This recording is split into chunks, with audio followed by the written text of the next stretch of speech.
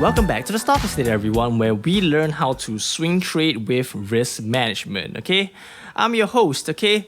The swing trade man, okay? But today, I'm not really talking about swing trades, okay? But we're going to talk a little bit about a different topic. And today's topic will revolve around SPACs, okay? Special Purpose Acquisition Companies, okay? And for those newbies or those people who are not familiar with SPACs, SPACs is a company or a blank check company that, their main or their sole purpose is to acquire another company, okay, and to merge them together to form a backdoor route, to bring the company public. So it's like a backdoor route compared to IPO. And people actually go through this route, right? The companies go through this route because it has lesser restrictions than a traditional IPO. That means they can IPO per se through a SPAC much more easier without a lot of regulations. But that comes with a lot of risk as well. And in the coming years, in the coming months, right, for the past 6 months, right, SPACs has been very, very hot. Okay, so it has gone through a cycle of being very hot, then it cools down, then it becomes very hot, and it cools down again.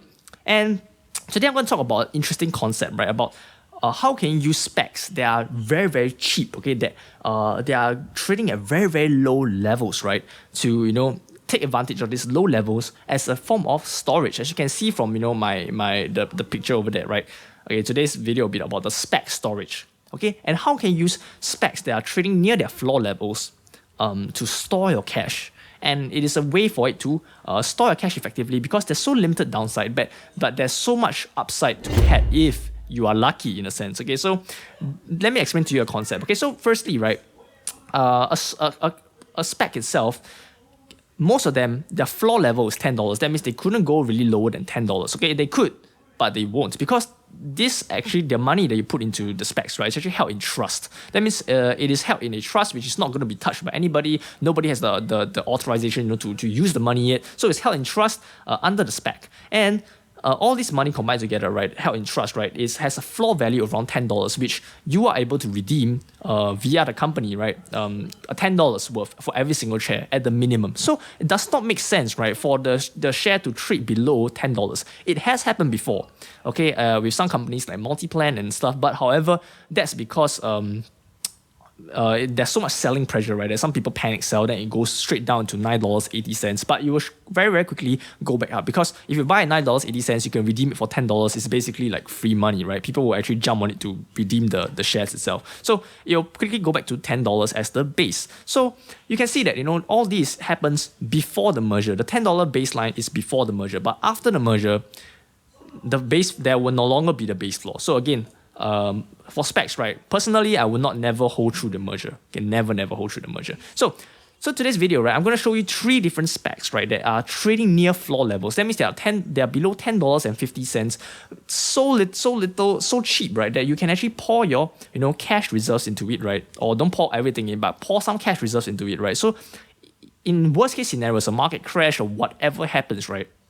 It will go to $9. Pardon me, not even $9, $10, $9.90, $10, okay? And so little downside, right? That, if anything happens, there's so little downside, but if they manage to find a company that they want to merge with, okay, they will actually skyrocket up to $11, $12, $13, $15, luckily even $16 plus. So it ranges from 10% to 60%, very, very high, depending on the luck. So I guess it's like a gamble, I guess. It's like a luck factor, but a gamble that has very, very little downside.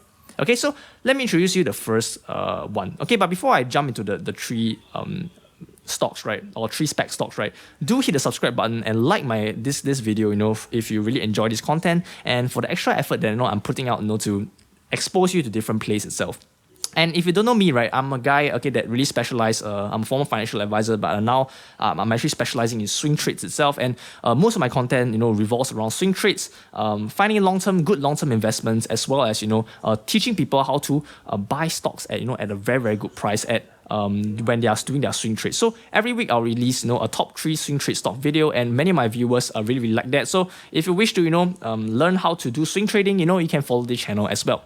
So let's jump into it, right? So last time I actually made this video, right, over here, 4 SPAC stocks under $12 that I'm buying, right, and swing trading, right, and this will be a continuation on that. Okay, one of them is actually VGAC, and actually, that popped up massively, and when I bought in, so that's crazy. Okay, then there was a lot of money, because they announced a merger, right? So let me just give you a VGAC, right? VGAC.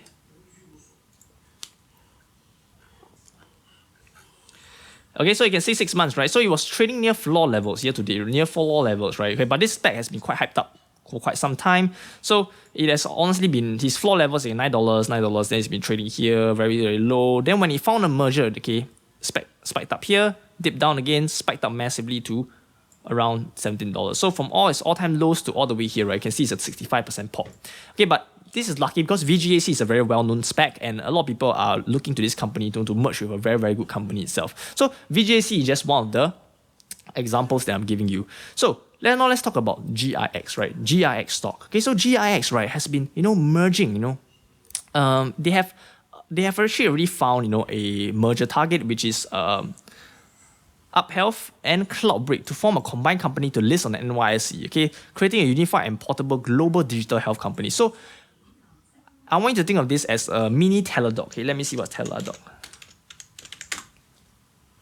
Okay, Teladoc, okay, one of my favorite companies out there. Okay, this is one of my longer term plays for my old subscribers. You should have known. Okay, I actually loaded up massively on the $177, and my average is around $186. And since then, it has ripped to 57% up to $293. And I'm very, very bullish on the telemedicine sector in the future because I believe that, telemedicine has so much more advantages to offer, compared to traditional consultations, because especially when it comes to very general sickness like flu, like coughing, sneezing, whatever, okay? So the little brother, right, which is UpHealth and, CloudBreak, right, forming a unified company will have a massive potential upside. But right now, I have no idea why, but I think it's basically the hype of SPACs is slowly rotating out of SPACs and into, the meme stocks like, Tilray, AMC, GME, okay, all these kind of meme stocks, right? That, suddenly SPACs are really underrated. Nobody's looking at it. But as opportunists, right, okay, you want to always buy in when it's cheap. Okay, and not chase after, stocks that's already run up. Okay, at least that's my style. Okay, I like to find stocks that haven't break out yet, right? And we build our positions massively. And when it explodes, right, then we sell. Then we get the profits and they can catch whatever wave that's left, right? And have the higher risk of, getting dumped. Okay, so that's my plan. Okay, that's what I like to do personally. Okay, and those of you agree with me, right? Okay, feel free to follow me along on my journey. So again, GIX, right now you can see the charts, right? Okay, popped up to $11.56 a lot of times already, okay, quite a few times. Then recently it's just been depressing, okay, all the way back down to right now, the cheapest, okay, $10.27. And I think aftermarkets or the aftermarket, right, it dropped to around $10.15. So basically, right, you have 15 cents of downside, right, to at least the all-time highs of $11.50, okay, and that's 20% upside. Right, and that's even I think when he merges and he announces that you're going to actually merge with the company, and he actually merges with the company, massive upside. Okay, it can go to $15 in my opinion. Okay, and it should be fundamentally worth around $15, $16. Okay, so GIX first one. Second one, GNRS. Okay, GNRS is a Green Rose acquisition company. Okay, it's now at $10.49. Okay, again, very, very cheap company. Okay, 50-cent downside to and unlimited upside in per se, because they can find any company that has a lot of upside that they can merge with. So, and what I like about GNRS, right, is merging with a company that is in the can or the pot industry, okay, which is same as the likes of Tilray, ACB, which is one of my big winners in my swing trade video. Go and check it out, okay. One of my swing trade videos, which is right here, right. Okay, I point out ACB, right, and we got an 80% gain on ACB as well for a very, very strong swing trade or for a weak swing trade. And I was really surprised about that because we didn't expect it to pop so much. But yes, okay, ACB, as you can see, is very, very hot right now. This kind of pot industry is very, very hot right now. And if GNRS has a lot of rumors, that they are aiming to merge with a company that's in the industry. So when they actually do, easily I can see it has a lot upside to $15, $16, $17 and above. And it may even there's some rumors floating around that they are actually merging with Leafly, Leafly, Leafly, which is a pot, like a website company which, does the transactions, like they're like a third party, which transacts all this kind of pot stuff between the buyers and sellers. So, okay, if they manage to actually capture, or merge, announce they are merging with this company, okay, easily go up to very, very high price. And up to you, whether you want to take some profits or not. But since this was only 50 cents downside, easy, very easy to park your cash in there, just to, just a way to, have some chance of, popping up to the upside. Okay, but do caution here, right? Do not put all your cash into this because, again, if your cash reserves is a lot, right? 100K, right? 50 cents or around 50 cent downside of $10 is around 5%, okay, 4 to 5%, right? 4.5% each, right? It's still quite a significant amount if you have a lot of cash reserves. So again, moderately, put some into it, okay? Just like you do a swing trade as well. Okay, so third, last one is SEAH, okay? Sports Entertainment Acquisition Company, okay? As you can see, there's a lot of sports betting company out there. BFT is one of them. Okay, BFT is another SPAC which has run up massively, and it's a good play on it. Okay, my previous subscribers will liked it pretty a lot. And Fubo is another sports streaming website. Okay, so anything related to sports betting, sports streaming. Okay, massive run. Okay, Fubo is running up massively as well. Okay, and as well as other companies, like DKNG or DraftKings, right? Massive upside as well. So anywhere, if they manage to target, right, a company that they are wishing to target, which is around sports industry, right? I mean, the name is called Sports Entertainment Acquisition Company, right? Okay, if they manage to do it, okay, easily, again, high upside, $15, $16. Okay, I want to target SPACs, right? They are not only cheap, but they're targeting an industry that is booming or is a very good industry. Okay, we don't want to target random. Okay, there's a lot of random SPACs out there that's targeting window replacement services. Okay, like all those very random kind of industries, right? But there's not a lot of hype will actually gather there, right? Those are specs that I don't think there's a lot upside, so I won't touch them. So these three is actually the top three that are actually shortlisted that I think have a lot of upside to be had. So yeah, today, that's it for today's video. These are the top three cheap specs to park your money in, right?